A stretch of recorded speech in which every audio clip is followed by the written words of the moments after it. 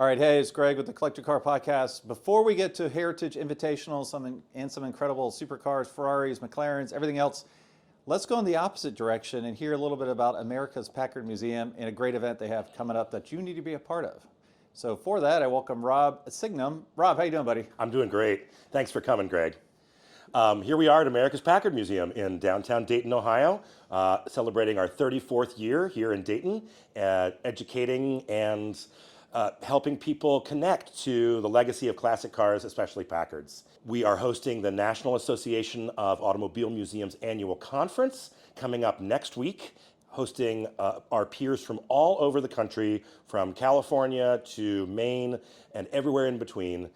And after that, our signature gala event, the 2026 Packard Spring Fling, begins on Friday, April 24th and concludes on Saturday, April 25th. Well, that's awesome, man. Now, I will be doing a little book signing, right? Friday night, the very first, the big launch. That's exciting. Yeah, I mean, it's the debut. Yes, we're going to have lots of different events on Friday night. In a playful twist on America 250, we're doing The British Are Coming as our new exhibit. We're filling America's Packard Museum with tiny British sports cars and a couple of American luxury cars built for the British market with right-hand drive. Yes, signing books on Friday night. Also, a live painting installation by Sin Customs. They're out of Arkansas, and they paint modern art, automotive art, on real road signs, which is very cool. A automotive art show as well. We're going to have over 20 pieces in our auto show. And also the Sweet Beats, a Cincinnati-based Beatles tribute band, is going to be performing. So join us on Friday night for that. And then there's Saturday and Sunday too, right? It's just Saturday this year. Saturday there's events all day. We start with educational seminars in the morning, especially one by Mary Sealhurst about what happened to the Goldfinger DB5 and the many theories and investigations that have surrounded that car. Catered lunch here at the museum, a formal tour of the British Transportation Museum by curator and director Pete Strobel, and then followed by our signature gala. The Packard Spring Fling Gala is 6:30 to 10:30 on Saturday night. There'll be a champagne toast. There'll be lots of incredible bourbons, an open bar, wonderful food, a live auction, silent auction, and it all goes to support America's Packard Museum. This is a great place to get some bourbon if you want some good old Kentucky bourbon. So thanks, Rob, and listen to my sponsors, and please support them to keep this podcast going. If you're a collector, you already understand stewardship, preserving what matters, planning ahead, and passing things on the right way. That's exactly how Peristyle Wealth approaches financial planning. As the Ferrari Club of America's official wealth management partner, they help avid collectors who value resilience and attention to detail. And the founder, John Suarez, is active in the community. I've judged one of his cars before, and I see him at events all over the country. To learn more, go to peristylewealth.com. Peristyle Wealth advisory services offered through New Edge Advisors, LLC, a registered investment advisor. Every garage is a mirror of the mind that builds it. The garage becomes a quiet dialogue between who you are and what you craft. A garage is where work becomes meditation and solace, where mechanical truth becomes mental clarity. Some people go to offices, some go to mountains, others go to garages. At Metron Garage, we build for people who do all three. Give us a call to get started. If you own a collector car, you already know it deserves more than a standard insurance policy. NCM Insurance specializes in agreed value coverage designed specifically for classic, collector, and enthusiast vehicles. From weekend drivers to serious collectors, they understand how these cars are used, stored, and protected. To learn more about protecting your collector car the right way, visit ncminsurance.com. Coverage built for the cars you care about. Every car in your garage tells a story, where it's been, how it's been maintained, and what makes it truly yours. Carport gives you a simple digital garage to document, organize, and manage your vehicles all in one place. Track service history, store important records, and keep your collection dialed in with confidence. From your daily driver to your dream car, Carport keeps everything in order so you're always ready for the road. And best of all, it's free to use and is 100% private. To learn more, go to carport.app. I've got longtime car friend Doug Cohen here. How you doing, buddy? I'm great. How you doing?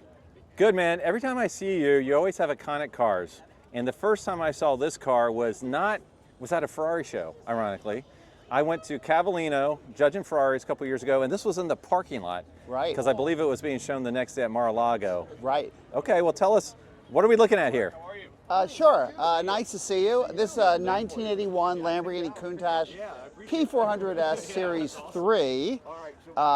It was, the reason it has the police lights and the graphics is it was built as the safety car for the Monaco Grand Prix. It was literally the intervention or safety car.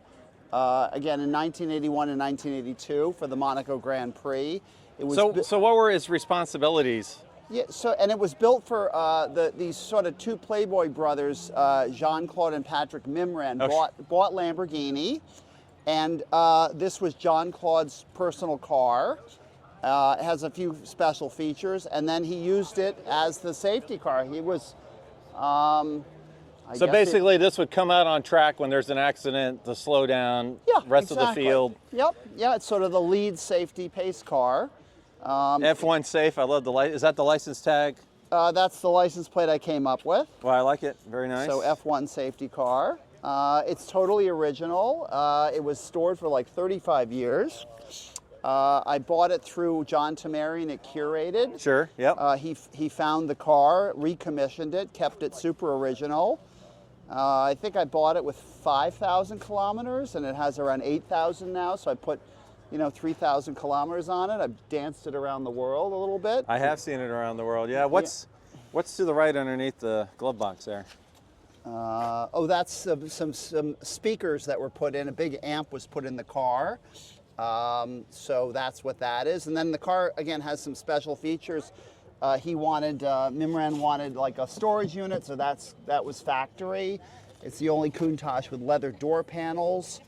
What about the switches here? That's done for the safety? Are these switches here? Those are speakers. Those are speakers. Okay. Yep. Any extra switches or anything? Well, where are the light switches there's for the an light extra bar? switch here for the light bar. It's right here. When you slid into this thing like you click knew what you were doing. Does it go now or no? Or do I need to put the ignition on? Yeah, you got to put the ignition on. Okay, maybe I. There they go. And then we can put Got the light bars on. going. There you go. Sounds great.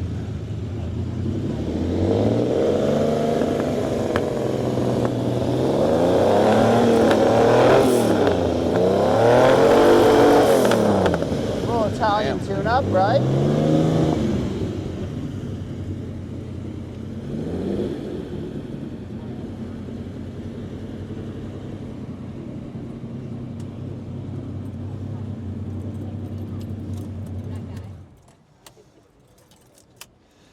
Awesome. So you've been sharing this all over the world since you bought it. I have. It's been to Pebble in the preservation class. I went to the ice and San Moritz. You drive around the frozen lake. That was this year, right? I did it last year in 2025. Okay. And then it did the 60th drive around Lake Garda in Italy with Lamborghini to commemorate the 60th anniversary of Lamborghini. That was a couple years ago. So we're at Heritage Invitational today.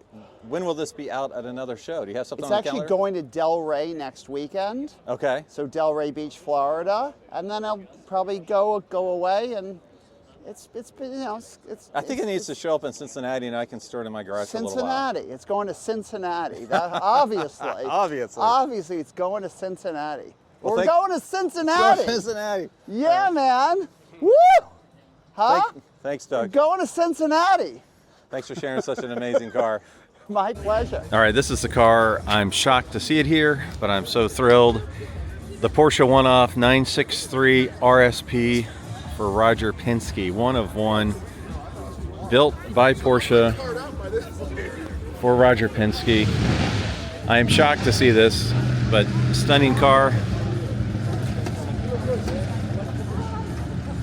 The modern interpretation of the 917.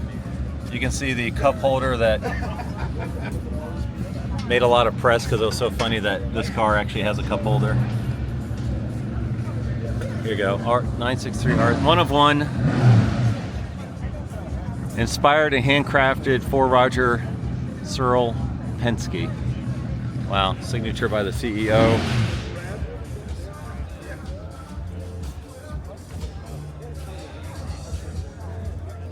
And I know Roger would actually drive this thing on the road. This This is insane. So we're at the clubhouse of 10 tents for the car show. So I'll just take a little walk over here. We got a nice roof and a couple vendors, but then if you look, cool cars. Oh wow, I see 2 GT40s right there. AC Cobra, Seata. Anyways, it just goes around. You've got the stage over here, so a lot of great stuff. And we'll have some owner stories here in a minute. All right, I have Michael, who is totally into his car. You can tell by his outfit, but tell me, Michael, what do we have here? This is a 1991 Toyota Century limousine, factory limousine. So this would be considered Japanese domestic import or market, JDM, Yes. correct? Yes. Now, what makes this special? Because I see a ton of Where do we even cool- start? Yeah, like, where do we start? Obviously, tell us about your outfit. All right, well, I've kind of gone with the Japanese limo driver outfit right now. Okay. Gloves, suit, gotta have that. And then you said you also have the CEO outfit, right? Well, if I take them off and I take the hat off and Sit in all the of a back. sudden, I'm basically, sit in the back, now I'm a CEO. You go from the front to the back. All right, well, why don't we start in the front? Why don't we start with what's Sure. under the hood, and then we'll look inside, because there's a lot of stuff to look at inside.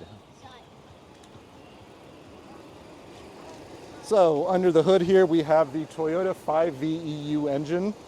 This was only made for the Century. Wow. It is shared with the sedan and the limousine model, but only through, I believe, the 95 or 96 model year. And then they went to the V12 after that. And the V12, we were talking about this earlier, it's the only V12 Toyota's ever made in a... The only one they've made, and I believe the only domestic Japanese production V12 ever made either. I'm going to make a stretch here, but that's not the factory hood support. No. Okay. Unfortunately, they're a little hard to get.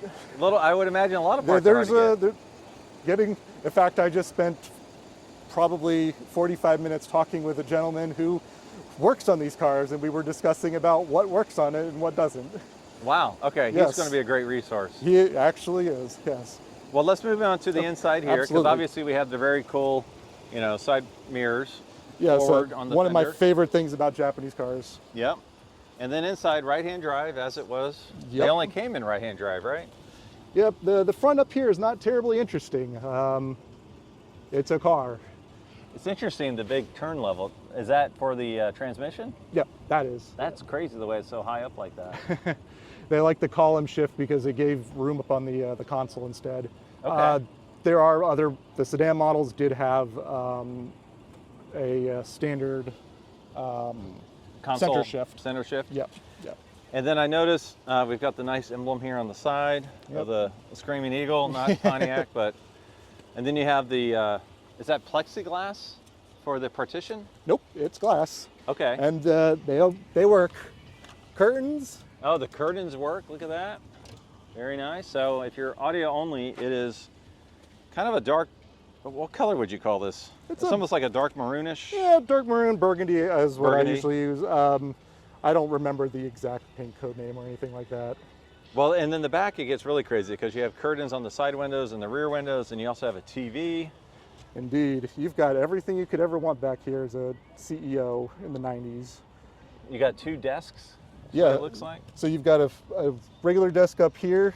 Down here, you can kick your feet up or just rest them, and Okay. it all pops up too. Nice. You've got holders here on the sides for your magazines or your newspaper. You got a center console with what, DVD? It is VHS. Oh, VHS. Wow. It came out. I'll go in from the other side here. Yeah, as I fix this.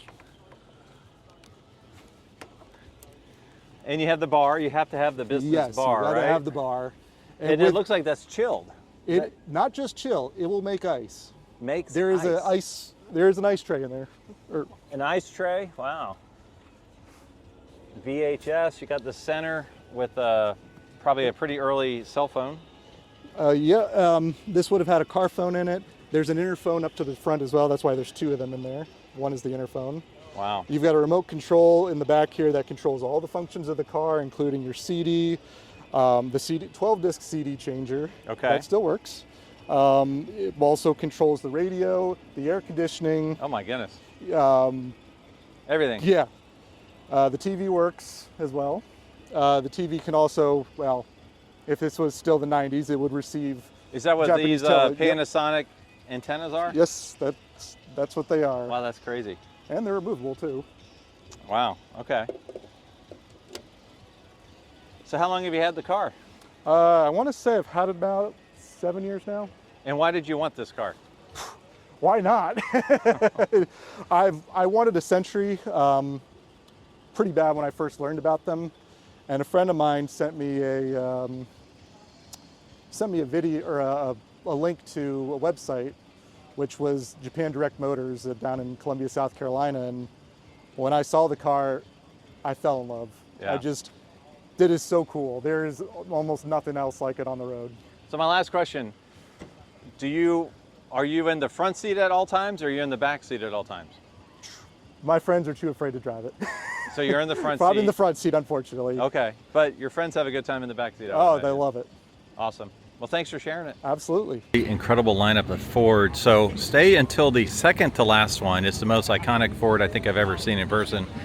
But obviously here we have the 2024 GT, Gulf oil colors, really, really cool.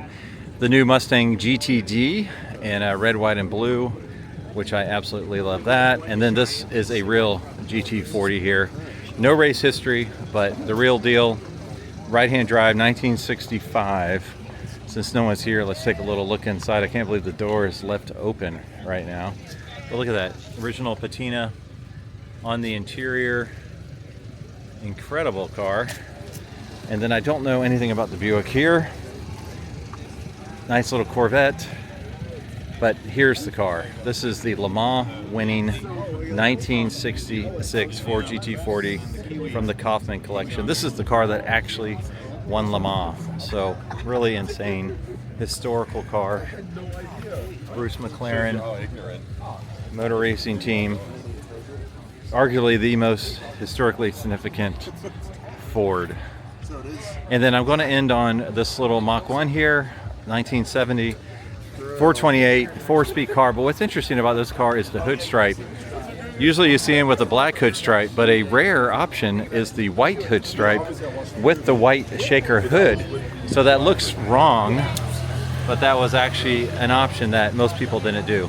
But oh, wait a second, we've got an incredible car next to us. Looks like an unrestored Cunningham. All right, look at this thing. Wow. All right, I think there were 31 Cunninghams built. This one is, oh my goodness, look at this thing. All right, it's got the Chrysler Firepower, 4 carbs, Cunningham. Oh, okay, a lot of significant cars here. All right, Alexander, you have been sharing this car all over the place. You've been trying to educate the next generation about how special this car is. Tell me what we're looking at, because for my listeners and viewers, it's not what you think it is, right? That's correct. This is a 1944 KDF wagon type 82E. These are the pre-production Volkswagens that we all loved and know are built with the 22 million Beetles. So Volkswagen's celebrating that 75th anniversary. This is 82 years old. Wow. This is a limited production prototype car.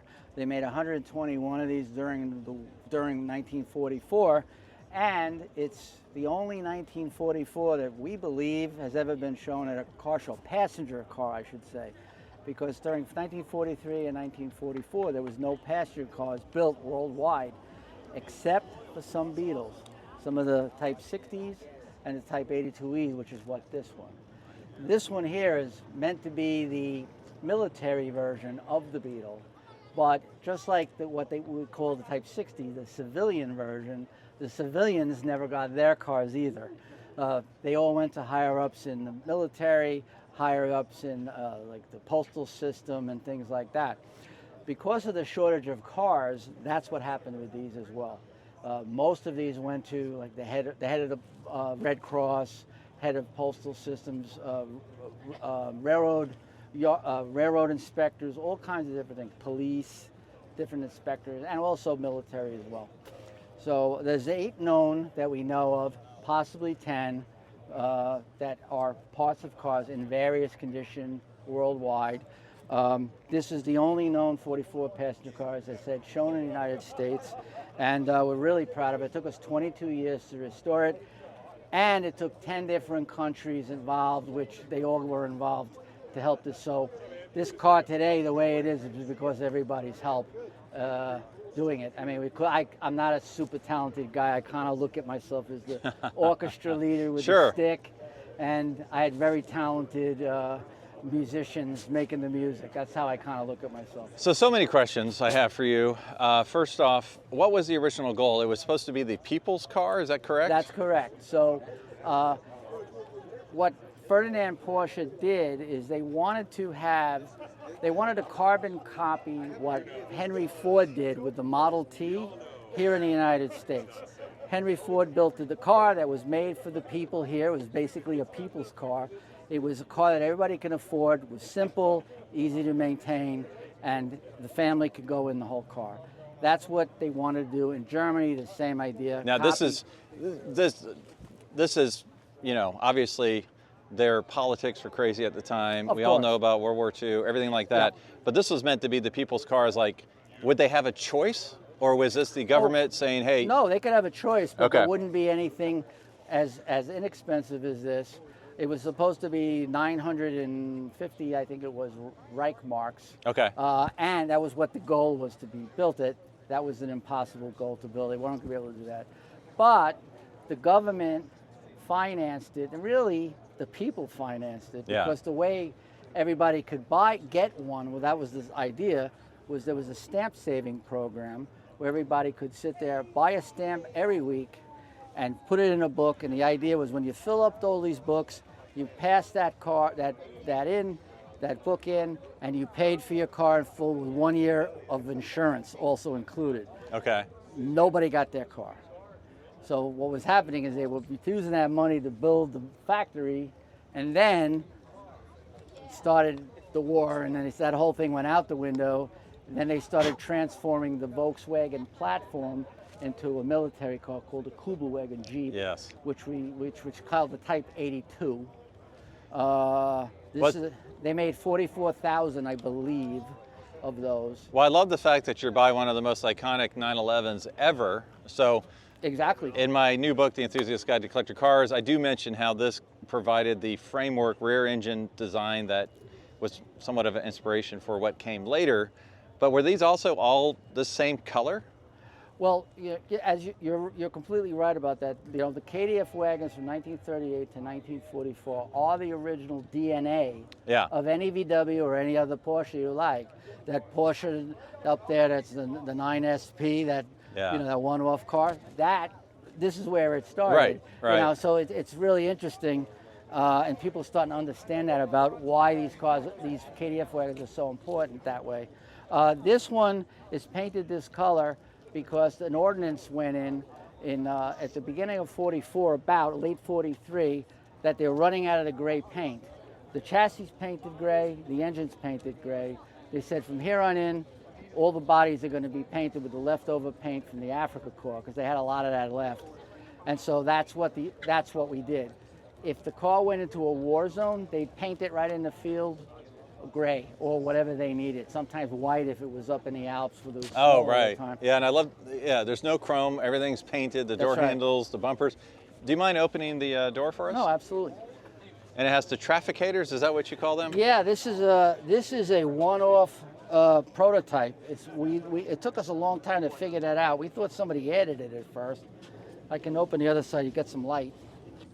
So this is a fairly simple car to restore, but I imagine the reason it took so long is because it's a prototype, it's rare, one-off parts, one-off pieces, a ton of research. Well, actually, it's one of the hardest cars you would think of restoring. And the reason it being is all the panels on there, there's no adjustment points on them. Oh, okay. Everything about the car is made on a jig, and it's supposed to fit where it has to fit.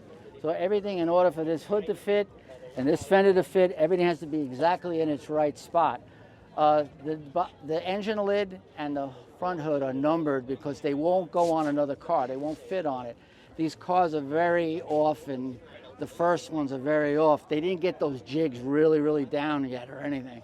I guess what I'm referencing is if you didn't know what this car was and you compare it to like a 68 VW Bug, those are very easy to restore, whereas this one's much more difficult because of the rarity and absolutely how special. Can you open the boot where the engine is so we can take a look?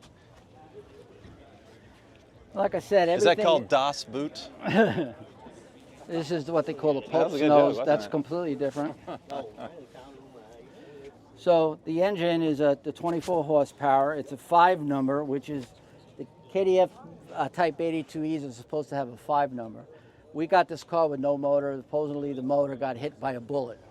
We found bullet holes in the engine compartment, on the wall, so we knew that's probably true. I located this engine, which is 2 cars after my car, on the assembly line, made the same day. How did you find that? It's the only one I ever found, and I didn't even know it was that close. It was a 5 number, a guy, I don't remember where he was from. I think it was either Czechoslovakia or somewhere, but he had all KDF engine Beetle number parts. He had number 1s for Beetles, 2 for Kubels, 7 for Schwimmers, and then like had all these odd numbers for industrial motors, like for spotlights and water pumps and all kinds of things. I knew what the 5 was. I said, what's this? He said, I don't know. You should buy the Swim motor over there. That's the block. I knew what it was, and I got it, and I bought it. I didn't know if it was good or not. So many of these motors, they're just not good.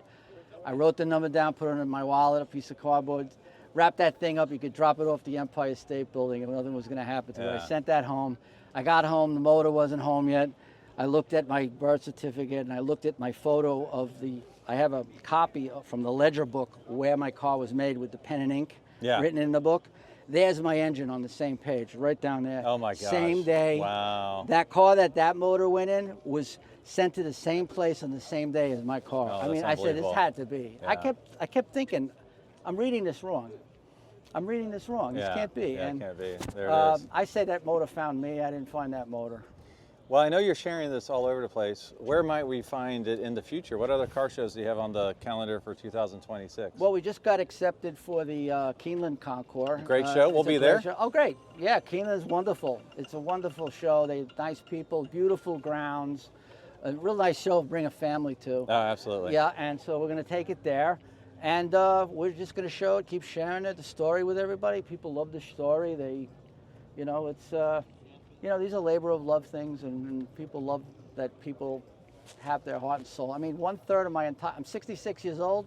1/3 of my life went to restoring this car. That's true. I mean, that's why I got gray hair now, trying to restore this. Well, thanks for sharing it at the Heritage Invitational. Oh, it's great. We had a great time.